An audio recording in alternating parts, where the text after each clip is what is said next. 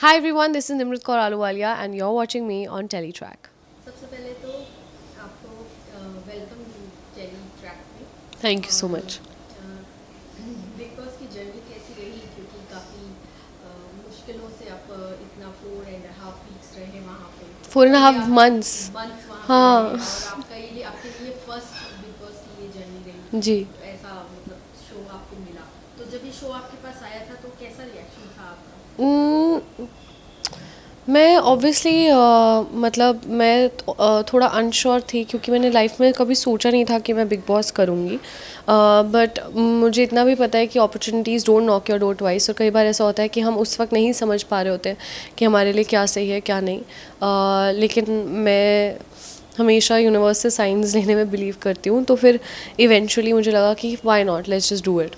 आपने एंड पहले के बिग बॉस देखे थे, आपको कुछ ऐसा आइडिया था कि वहाँ पे ऐसा होगा, या फिर कोई फेवरेट मतलब ऐसा एपिसोड वगैरह रहा? एक्चुअली मैंने बिग बॉस 10 साल पहले देखा था जब मैं स्कूल में थी. क्योंकि टीवी पे ऑब्वियसली सब देखते हैं. पर उसके बाद मैंने नहीं देखा था क्योंकि 18 की उम्र पे मैं कॉलेज चली गई थी, और हमारे पास हॉस्टल में हम लोग लैपटॉप्स पे देखते थे जो देखते थे.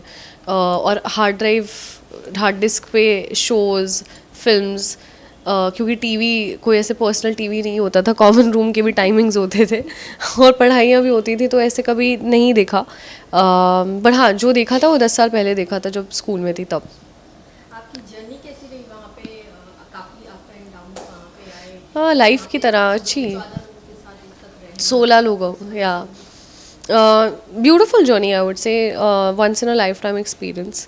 तो अच्छा ही रहा है या. आप कितना मिस कर रहे हैं अभी बिग बॉस को, और सबसे पहले आपने क्या किया बिग बॉस से बाहर आके?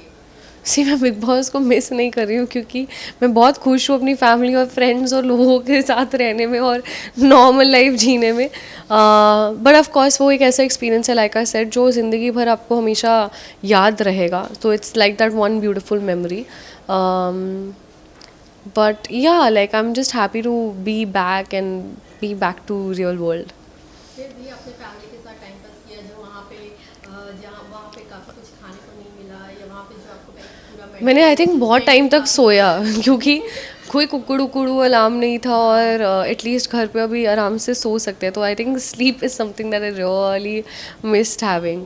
और खुद का बेड, अपनी मैट्रेस पे जो नींद आती है वो अपनी मैट्रेस पे आती है. So that.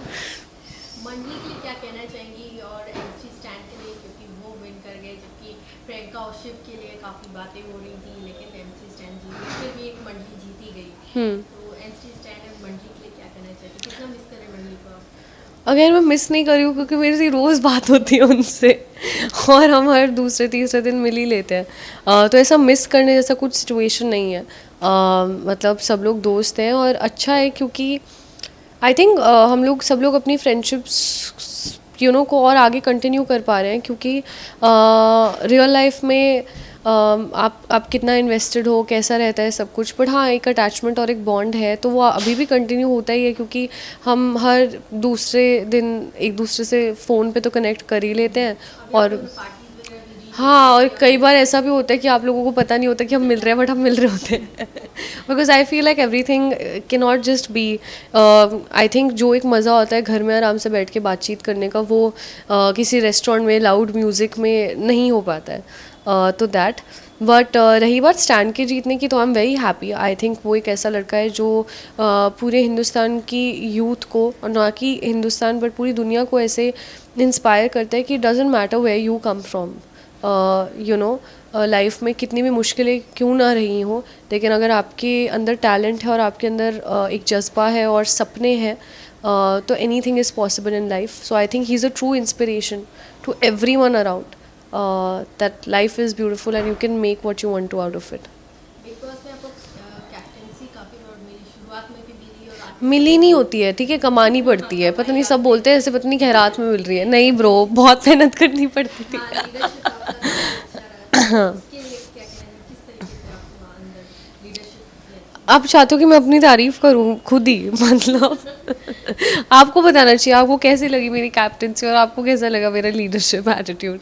नहीं, एवरीथिंग इज़ नाइस यार. I know that I am, मतलब बचपन से लेकर अब तक क्लास मॉनिटर, स्कूल कैप्टन, मतलब moot court society head, debating society head. So आपको पता चल जाता है, वो कुछ ट्रेट्स रहते हैं आपकी पर्सनालिटी में, तो वो बचपन से ही रहा है. बात करें फाइट्स की, अंदर काफ़ी मतलब सबके साथ बॉन्डिंग करना, उसमें इमोशनल भी हो जाता है, कभी एंग्री एंग्री भी हो जाते हैं, तो वो सब आप कैसे फाइट्स में कंट्रोल करते थे? ये कंट्रोल करना तो पड़ता ही है, because I think it's just an extension of your life. और मुझे हमेशा ऐसा लगता है कि रिश्ते बनाना बहुत मुश्किल होता है, लेकिन उनका ख़राब होने में एक सेकंड नहीं लगता है. तो अगर आप अपने रिश्तों को वैल्यू करते हो ना, तो आप एक एडजस्टमेंट पे आते हो. और मुझे नहीं लगता कि लाइफ में ऐसी कोई भी चीज़ है जो बात करके सॉल्व नहीं हो सकती है. सो जितना जिस पॉइंट, मतलब अपने आप को यही याद कराना है, but of course we are all humans यार. ऐसा नहीं हो सकता कि हम लोग हमेशा ही अच्छे मूड में रहें. आप हमेशा अच्छे मूड में नहीं रहते होगे, आपकी भी लड़ाइयाँ होती होंगी, I am sure. And that's just human nature and that's fine. सबके साथ और बॉन्डिंग के बारे में जानना चाहेंगे, शुचिता, सुम्बुल, शालिनी, यार सारे मैं 4.5 महीने बिता के आई हूँ, उसके बाद भी क्या बॉन्डिंग बॉन्डिंग, क्या बताऊँ मैं आपको, बताओ. उनके गेम प्लान्स, उन्होंने कैसे अंदर सब बिग बॉस तक जर्नी आई की? थिंक सी, अब वो एक जर्नी है जो सबने देखी है, किसने क्या किया वो भी आपको पता है.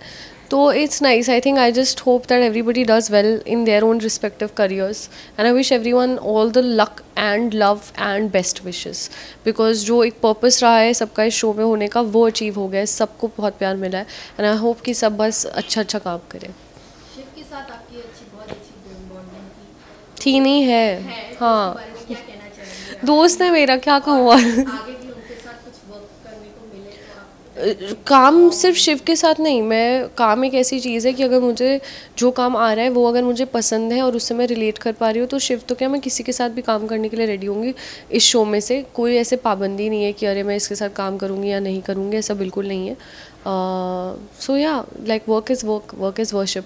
बिग बॉस में आपकी पर्सनालिटी अलग हो जाती है और बिग बॉस से बाहर आने के बाद अलग हो जाती है, तो अभी निर्मित कैसी है?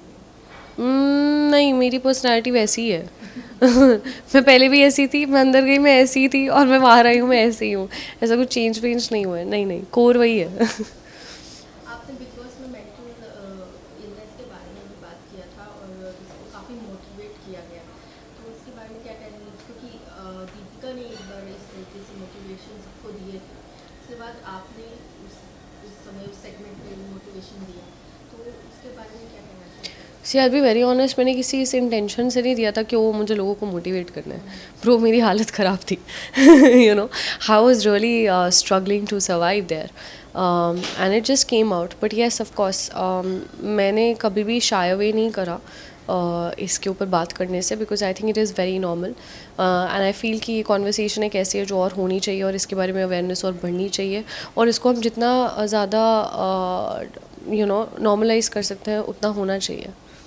एकता कपूर मैम अंदर आई थी और जी. आपको मूवी का जो एक ऑफर दिया था और आपने वहाँ पे टास्क वगैरह, वहाँ पे ऑडिशन वगैरह टाइप का भी हो गया था, तो आप मूवी के लिए कितना प्रिपेयर हैं?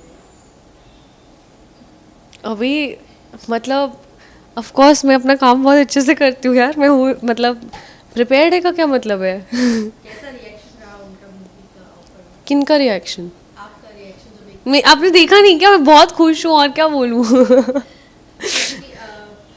के बारे में क्या, टीवी के जो आपका करियर छोटी सरदारनी से काफ़ी पॉपुलर हुए आप टीवी से, तो आप टीवी को भी आप कंटिन्यू करेंगे? यार आई am just someone who is very hungry for good work, and it's मतलब मेरे को कुछ ऐसे मीडियम बैरियर जैसा कुछ नहीं है मेरी लाइफ में. मुझे बस अच्छा काम करना है और बहुत सारा अच्छा काम करना है. तो जहाँ मेरा दिल कहे कि हाँ यार, इससे मेरा कनेक्ट हो पा रहा है, तो मैं वो करूँगी. And I think as an actor वो बहुत ज़रूरी है. अंदर बिग बॉस में क्या क्या सीखने को मिला, और सलमान सर ने सलमान सर ने काफ़ी आप लोग के अंदर हेल्प की, सब बताया, आप लोग को सिखाया, अगर सलमान सर बिग बॉस में ना रहे, कोई और एंकर रहे, तो आपको लगता है कि नहीं नहीं, कैसा लगेगा big boss? Honestly like big boss is because of Salman sir, और वो एक फैक्ट है और वो कोई नहीं बदल सकता, because he is the real OG.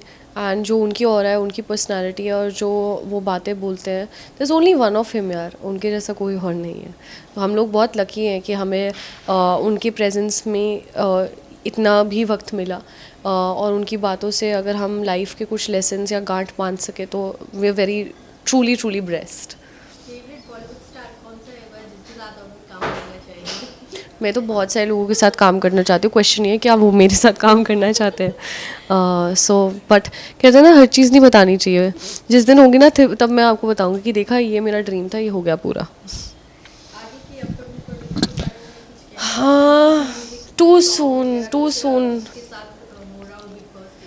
To soon to या conversations are on, but I just feel कि जब तक हो नहीं जाता है सब कुछ फाइनलाइज तो फिर too soon to talk about it. Fans के लिए कुछ मैसेज देना चाहेंगे जिन्होंने आपको इतना प्यार दिया? I just want to say thank you so much, guys, for pouring in so much love, so much appreciation, and I will continue to give my 100%. तो प्लीज़ ऐसे ही अपना प्यार बनाए रखिए, एंड मैं अपना 100% देती रहूँगी आप लोगों को एंटरटेन करने।